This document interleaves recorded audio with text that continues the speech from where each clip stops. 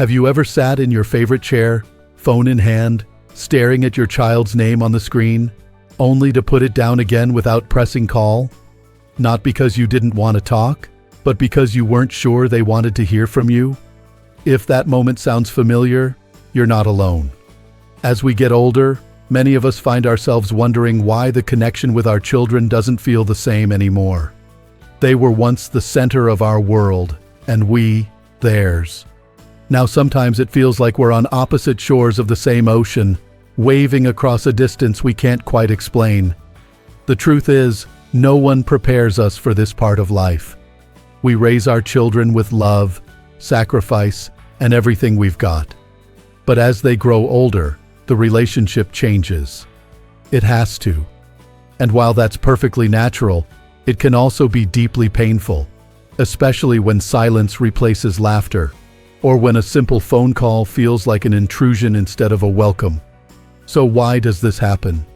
Why do some relationships with our adult children turn cold or distant even when the love is still there?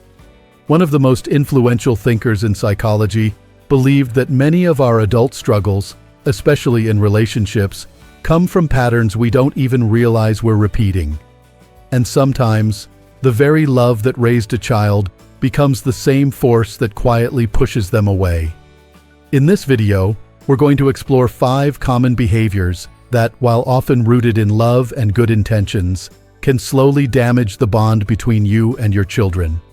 Understanding these behaviors isn't about blame, it's about awareness. Because once you see the pattern, you can choose something different. You can choose to reconnect, to rebuild, and to love in a way that frees both of you. So, let's begin with the first behavior. And this one is more common than many of us realize. The habit of constantly correcting or advising our adult children. Now think back to when your child was little. You taught them everything: how to hold a spoon, tie their shoes, cross the street. You guided their every step because that was your job. You had to keep them safe, help them grow.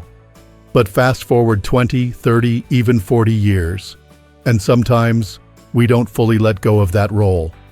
You might hear yourself saying things like, "You should do it this way," or "Why don't you try what I suggested?" It seems innocent enough, just a helpful tip, right? But here's the deeper truth. When we keep giving unsolicited advice to an adult, it's not just advice.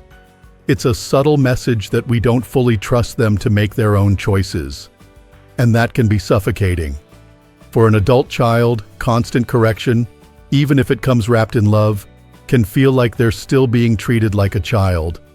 Instead of encouragement, it sounds like doubt. Instead of support, it feels like control. Of course you don't mean it that way. None of us do. But love sometimes masks fear.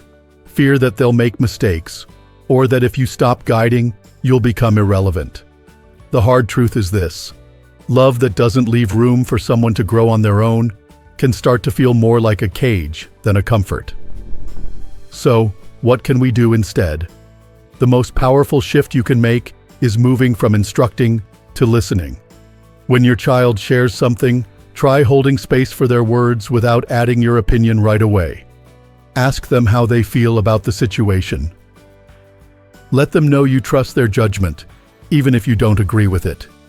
This small change builds something essential: respect.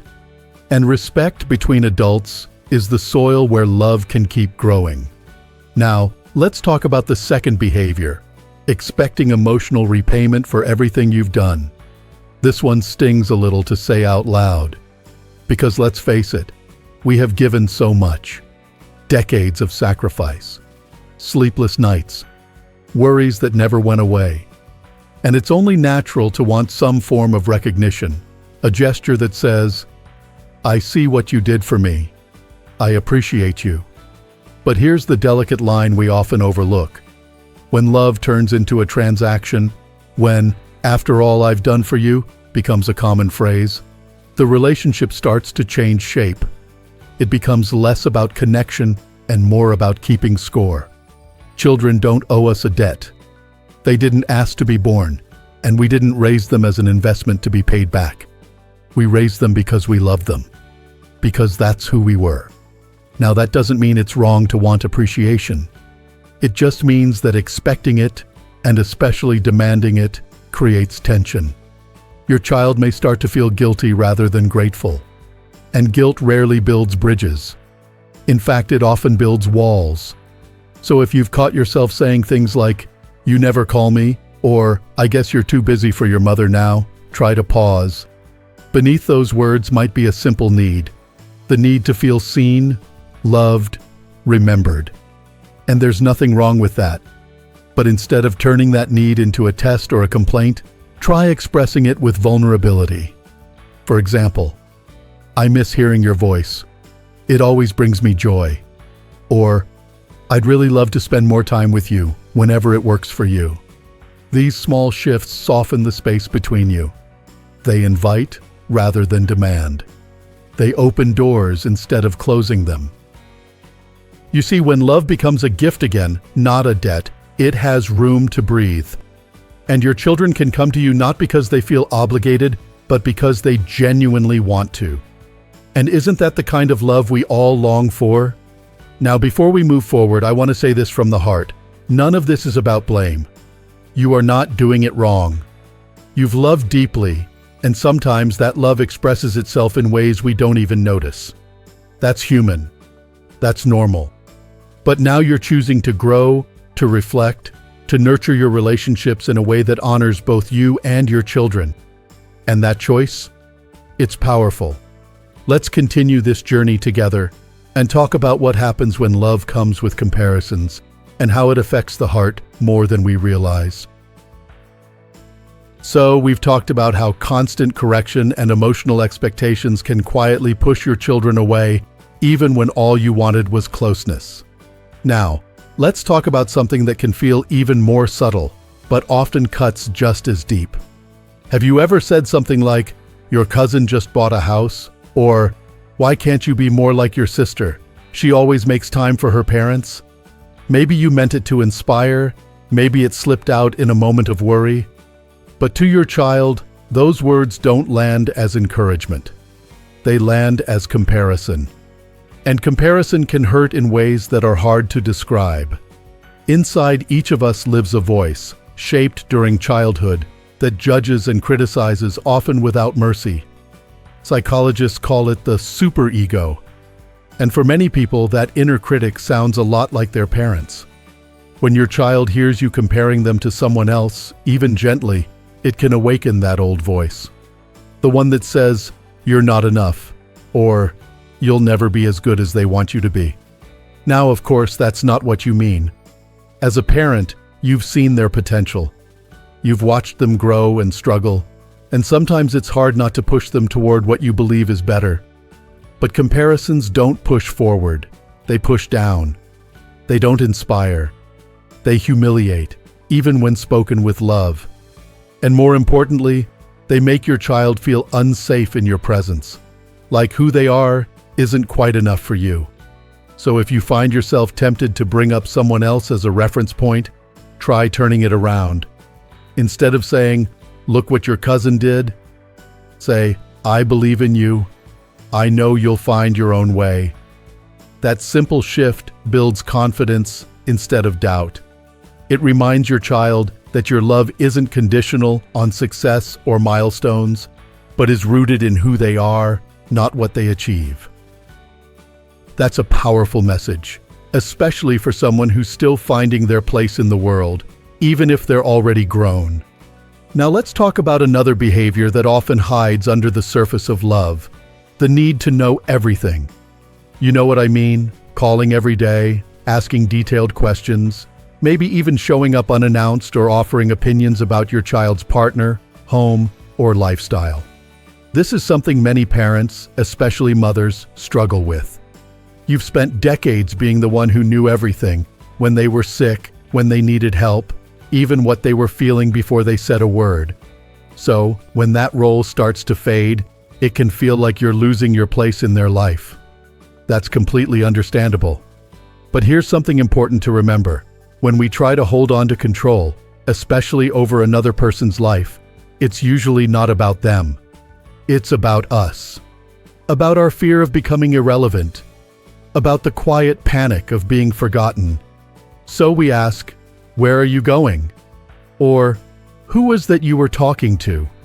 Not because we don't trust them, but because we want to feel connected again. We want to be part of the story. But when connection turns into surveillance, it doesn't bring us closer. It creates resistance. Your child, like you, needs space. They need privacy, freedom, and the ability to make their own decisions, even if they mess up along the way. When your concern feels like control, they begin to pull away, not to hurt you, but to protect themselves. So what can you do? Try stepping back just a little. Replace constant check-ins with quiet gestures of trust. Instead of calling every day, maybe you send a short message. Thinking of you. Hope your day's going well. No questions, no expectations, just presence, just love. And when they do reach out, give them your full attention, without jumping in to fix, correct, or advise. Sometimes the most powerful thing you can say is, "I hear you." Those 3 words can create a space safe enough for your child to come closer again. Now, before we move on, I want to take a moment to acknowledge something. This is not easy. Letting go of control doesn't mean you stop loving.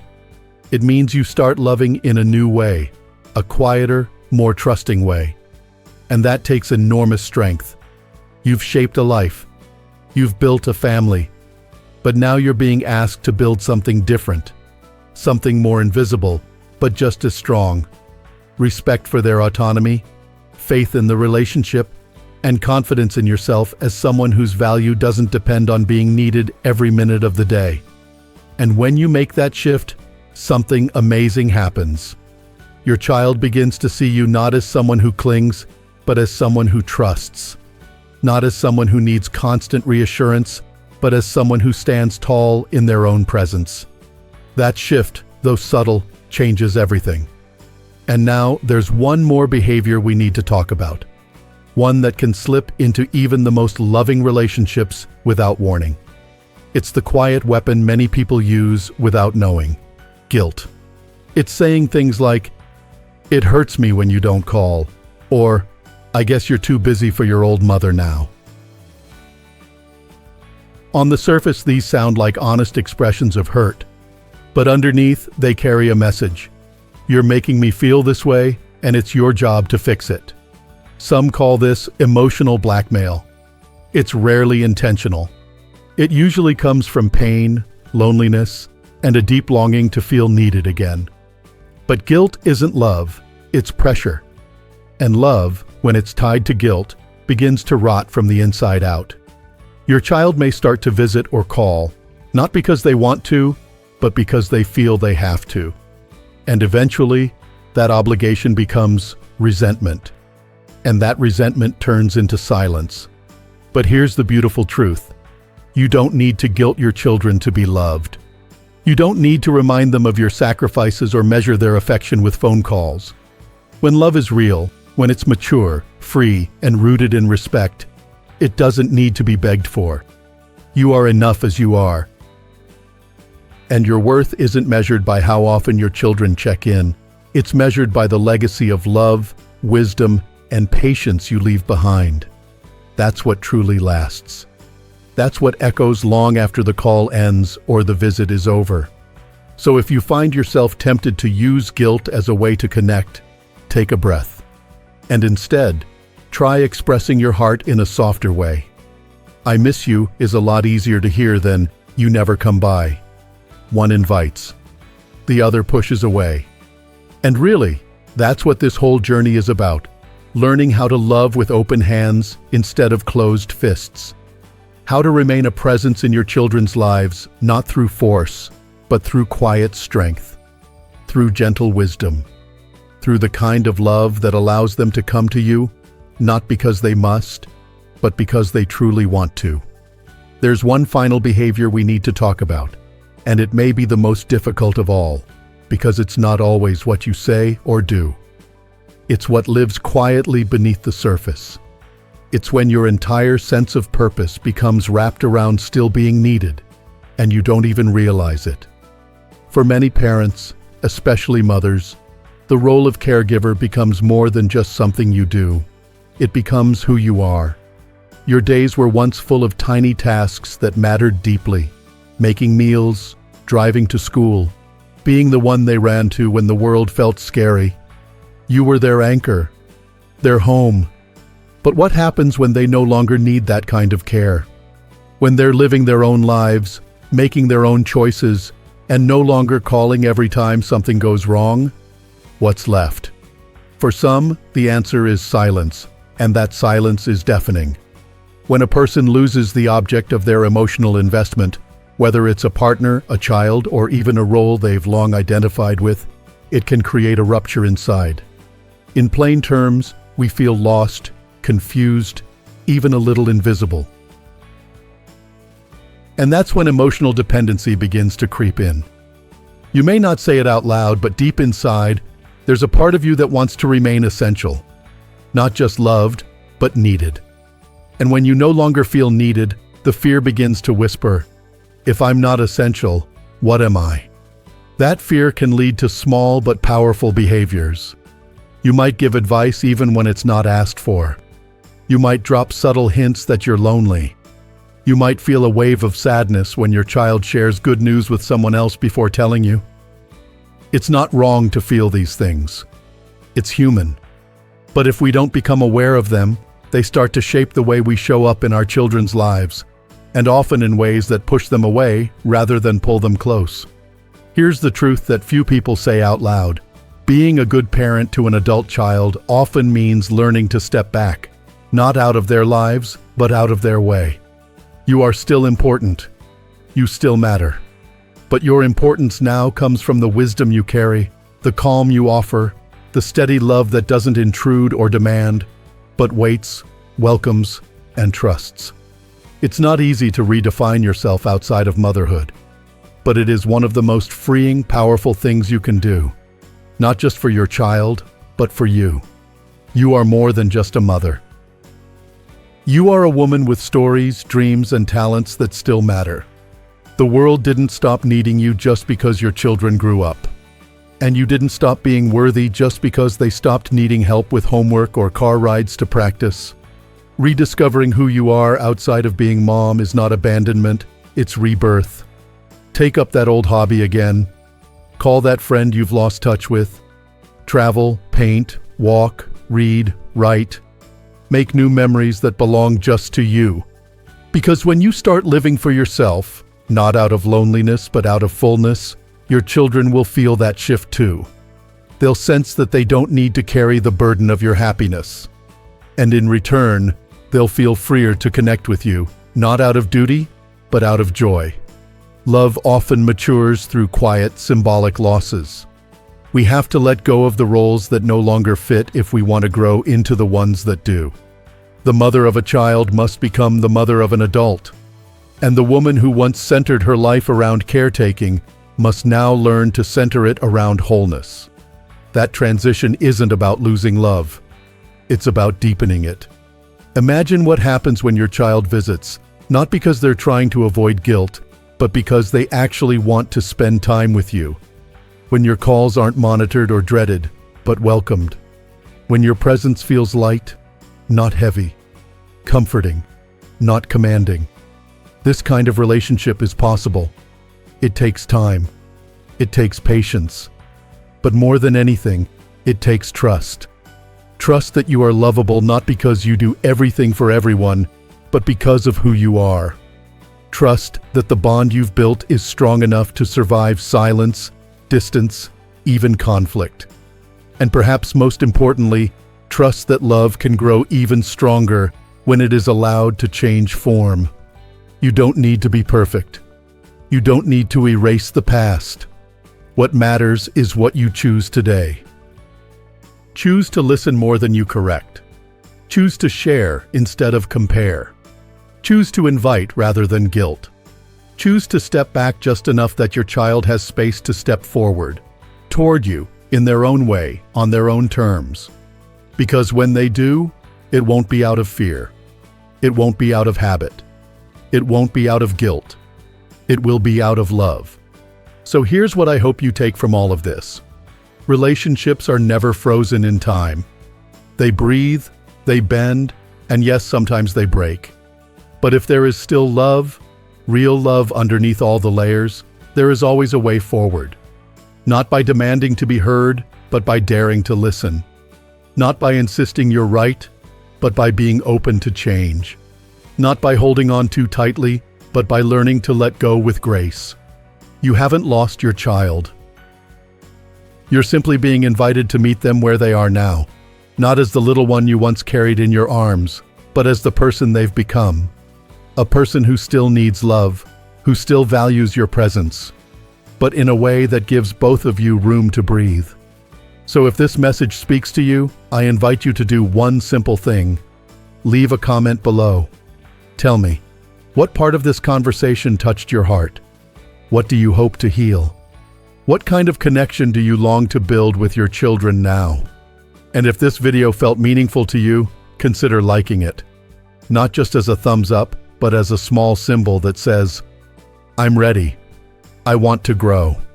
Subscribe to the channel if you'd like more conversations like this, about real life, real love, and finding peace as we age. Because this chapter of life, it can be the most beautiful yet. Not because we hold on, but because we finally learn how to let go and still remain. Here's to the kind of love that matures, that frees, and that lasts, not through control, but through kindness. Not through guilt, but through understanding. And not through expectation, but through grace. You are not invisible. You are not forgotten. You are still becoming. And in that becoming, you're more powerful and more lovable than ever. Here's to living fully, loving freely, and showing up with wisdom. Because at any age, the best connections are the ones built on trust, not tension. And that, my friend, is the kind of bond that never breaks. If you've made it this far, I want to say something simple, but important. Thank you. Not just for watching, but for opening your heart. It takes strength to face these truths. It takes even more courage to ask, could I be doing something differently? That kind of reflection isn't weakness, it's wisdom. And it's what separates those who just age from those who truly grow. You see, it's not just about studying pain, it's about understanding transformation.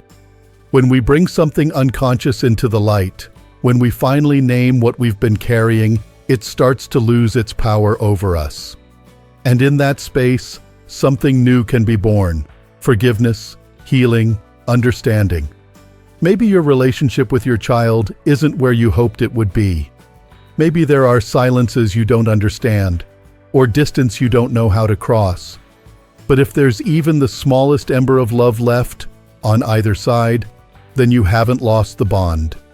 You just need to feed that ember with honesty, patience, and yes, humility. There's no perfect script to follow, no guaranteed timeline. And sometimes, the change doesn't come from them. It starts with you.